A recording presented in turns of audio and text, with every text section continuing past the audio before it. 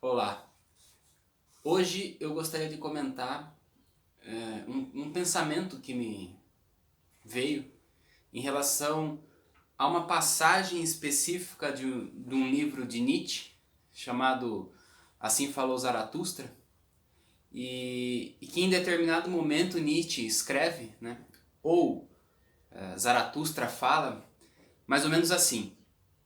E desde já atento que talvez essa não seja a melhor tradução do livro, né? Então peço desculpas aí a qualquer um que entender que essa tradução não expresse tão bem o que o autor quis dizer.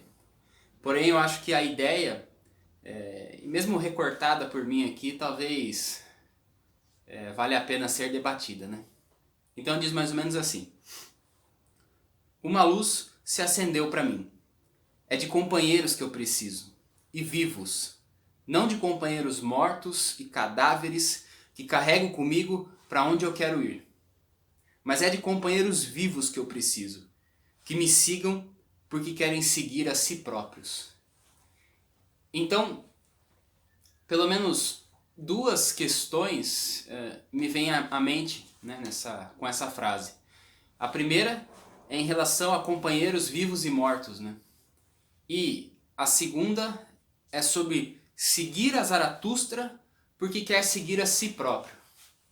Bom, a primeira questão então, em relação a companheiros vivos e mortos, isso nos leva a pensar que Nietzsche ou Zaratustra falavam unicamente sobre a vida, né? Então, mas não a vida nessa dicotomia entre vida e morte, porque afinal, se você estivesse seguindo Zaratustra, obviamente você estaria vivo, né? Mas no pensamento do filósofo, não.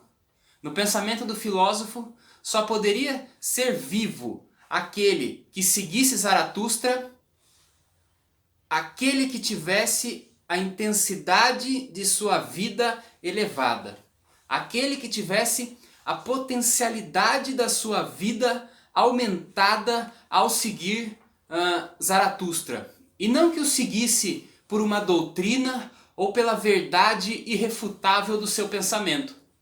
Então, e aí nós entramos na segunda questão, quando Nietzsche ou Zaratustra dizem que me siga porque quer seguir a si próprio, é justamente sobre isso que ele fala.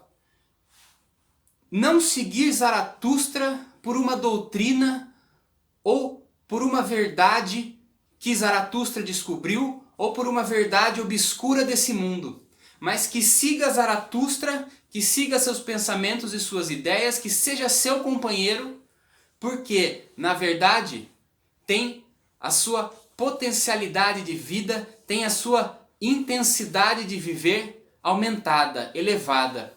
E nesse sentido, não segue Zaratustra por Zaratustra, mas segue Zaratustra por si mesmo, por ter reavivada a sua vida.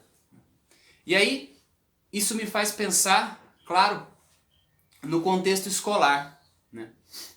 E o quanto a escola se deveria, ou se não deveria, ou como a escola se mantém longe do pensamento de Zaratustra.